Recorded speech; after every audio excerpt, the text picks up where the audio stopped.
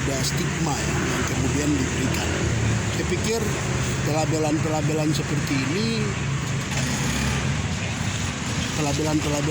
ini, kemudian muncul pertanyaan apa dasar hukumnya, begitu. Karena yang dikhawatirkan adalah dengan pelabelan ini kemudian akan menjadi landasan pembenar untuk kemudian aparat penegak hukum melakukan tindakan sewenang-wenang kepada baik itu pribadi maupun entitas, begitu. Nah, berkaitan dengan pernyataan itu sendiri, ini kan saya juga muncul pertanyaan, apakah ada apa dasarnya, apa dasar hukum kemudian bisa memberikan stigma kepada KNPB untuk KNPB seperti itu apa dasar hukumnya, gitu. Karena yang saya pahami dalam konteks hak konstitusional itu dengan tegas di 10 pasal dalam bab 10 Undang-Undang Dasar 1945 yang mengatur tentang hak asasi manusia itu memberikan jaminan bagi pribadi warga negara maupun juga secara organisasi, ada jaminan hukumnya di situ. Jadi yang saya khawatirkan justru pelabelan-pelabelan yang dilakukan oleh aparat penegak hukum ini kemudian akan berdampak pada pelanggaran hak konstitusional warga negara seperti itu. Jadi saya pikir itu perlu dipertimbangkan kembali. Kemudian yang berikutnya, dalam konteks menentukan sebuah organisasi dalam negara hukum Indonesia itu ada mekanismenya. Sebuah organisasi ini organisasi yang terlarang atau organisasi ini organisasi yang masuk dalam menganut paham tertentu, itu kan ada mekanismenya.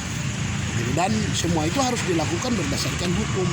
Sebagai contoh, untuk Partai Komunis Indonesia itu ada TAP MPR-nya, sehingga itu bisa menjadi dasar legal secara hukum untuk membatasi, begitu. Dan kemudian ada beberapa organisasi masyarakat yang kemudian ditetapkan sebagai organisasi yang terlarang. Mekanismenya ada, dan itu muaranya adalah ada keputusan pengadilan ataupun keputusan hukum yang dihasilkan, begitu. Nah, pertanyaannya adalah apakah sudah ada keputusan hukum baik dalam bentuk keputusan presiden atau putusan pengadilan yang menetapkan KNPB itu adalah organisasi yang seperti di stigma tadi.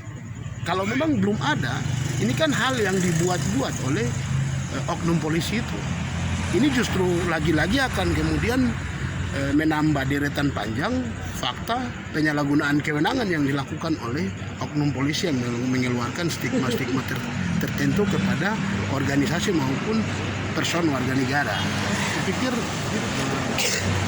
itu tidak harus ada dalam konteks negara hukum Indonesia, karena itu kemudian akan menunjukkan fakta menggeserkan hukum negara hukum menjadi negara kekuasaan, dari Reichstag menjadi Markstag.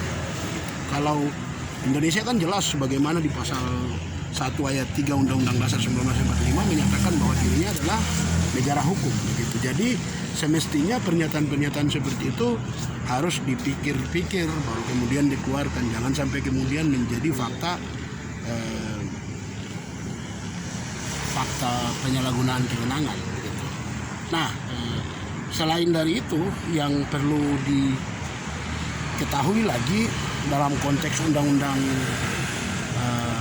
undang-undang organisasi masyarakat ya, ada organisasi yang bisa terdaftar di Kesbangpol, tapi ada juga organisasi yang tidak harus daftar. Sebagai contoh, kalau kita di Pulau Jawa kita lihat ada paguyuban-paguyuban kecil atau panitia-panitia perayaan hari-hari raya, katakanlah seperti panitia Natal kalau di Papua, atau panitia hari Lebaran. Pertanyaannya, apakah mereka harus didaftarkan di Kesbangpol? Kan tidak. Sementara apa yang mereka lakukan, contoh mereka kalau ibadah itu kan bisa sampai pilih badan jalan. Kalau badan jalan itu terjadi pemalangan seperti itu untuk kepentingan acara, tentunya kan menghambat hak orang lain. Jadi ini menunjukkan bahwa ada organisasi. Ini menunjukkan bahwa undang-undang ormas itu memberikan pilihan kepada warga negara yang sudah membentuk organisasi sebagai pemenuhan hak berserikat warga negara ya.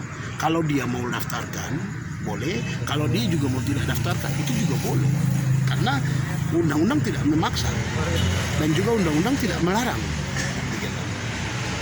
Dan faktanya kita lihat banyak perkumpulan-perkumpulan yang tidak terdaftar dan dia eksis hidup adanya. Dan ini semua kan karena prinsipnya manusia adalah makhluk sosial. Dia harus tinggal bersama manusia lainnya. Dia harus membentuk apapun bersama-sama dengan manusia lainnya. Begitu. Jadi kalau kemudian ada aturan yang kemudian memaksa untuk harus terdaftar dan sebagainya, ini kan pemaksaan dong. Padahal sejatinya manusia adalah makhluk sosial, wajib hidup berkelompok. Begitu. Terkait dengan penangkapan? Nah, berkaitan dengan penangkapan tadi setelah saya komunikasi dengan Pak penyidik yang tahan, yang periksa, dia sampaikan bahwa ini hanya kemudian akan melakukan klarifikasi, setelah itu akan dipulangkan. Begitu. Nah, berkaitan dengan klarifikasi dan akan dipulangkan, cerita awal orang ditangkap itu kan sesuai dengan Undang-Undang Nomor 8 Tahun 1981 tentang hukum acara pidana. Orang yang ditangkap kan wajib ada surat tugas. Surat tugas ini ditujukan kepada legalitas petugas yang akan datang menangkap. Yang kedua ada surat penangkapan. Baru selanjutnya dilakukan pemeriksaan. Begitu. Itu yang sewajibnya. Dalam konteks kalau dia itu ditangkap normal ya. Kalau ditangkap katakanlah terbukti tertangkap tangan, itu setelah ditangkap baru kemudian harus dipenuhi surat-suratnya. Nah, berkaitan dengan peristiwa tadi, saya juga belum tahu apa kemudian dasar hukum yang kemudian dilanggar oleh masa mimbar bebas tadi, sehingga itu menjadi alasan kuat polisi menangkap. Itu saya belum dapat alasan itu. Yang berikutnya, saya juga tidak lihat ada surat penangkapan ataupun surat tugas yang ditunjukkan oleh pihak kepolisian kepada saya terkait alasan pembenaran mereka kemudian menangkap 4 orang tadi. Tapi kemudian saya hanya mendapatkan informasi dari Kasat, dari penyidik yang periksa, kalau arahan dari Kasat adalah diperiksa kemudian dipulangkan. Ya memang berkaitan dengan diperiksa dan dipulangkan, kita tahu dalam Undang-Undang Nomor 2 Tahun 2002 tentang kepolisian maupun juga dalam Undang-Undang Nomor 8 Tahun 1981 itu memberikan kewenangan kepada institusi kepolisian untuk menangkap atau menahan dan kemudian juga melakukan interogasi. Tapi yang penting kita pikirkan, ini kan menangkap orang kemudian menahan dalam satu tempat itu kan akan kemudian berdampak pada hak atas kebebasan dia melakukan apa saja. Dia sudah tinggal di dalam ruangan dari jam 12 sampai dengan jam 7 malam, itu kan sudah ada berapa jam hak kebebasannya terlanggar. Atau dari jam 4 sampai jam 7 malam itu kan sudah ada kurang lebih 3 sampai 4 jam hak kebebasannya terlanggar. Nah, berkaitan dengan haknya yang terlanggar itu kan menunjukkan kalau ada Undang-Undang Nomor 39 Tahun 99 tentang hak asasi manusia yang terlanggar, begitu. Nah, karena itu kan tidak serta-merta kemudian polisi dengan kewenangannya bisa menangkap orang, menahan orang, menangkap orang, kemudian menanya-nanyai orang tanpa ada dasar hukum sama sekali. Kalau seperti itu, ini kan akan sangat rentan orang kemudian oknum-oknum kepolisian kemudian melakukan tindakan yang sewenang-wenang. Artinya semau dia, kalau dia mau tangkap dia tinggal tangkap dan kemudian periksa, terus di jam tertentu dia akan pulangkan gitu. Ini kan menunjukkan potret penegakan hukum yang menurut saya tidak profesional gitu. Dan itu akan sangat kemudian menjadi praktek pembelajaran penegakan hukum yang keliru. Bagaimana masyarakat ini mau mengerti tentang hukum kalau prakteknya dibuat semena-mena, prakteknya dibuat semau-maunya. Begitu. Kita dalam konteks hak asasi manusia, salah satu tugasnya adalah pemajuan hak asasi manusia. Pemajuan itu cara kita bagaimana kemudian mensosialisasikan hak asasi manusia itu sendiri. Nah, bentuk daripada pemajuan itu salah satunya adalah dengan melakukan penegakan hukum yang berstandar pada hak asasi manusia. Tapi kalau tadi seperti yang saya sebutkan, tangkap semena-mena kemudian keluar semena-mena, ini kan menunjukkan praktek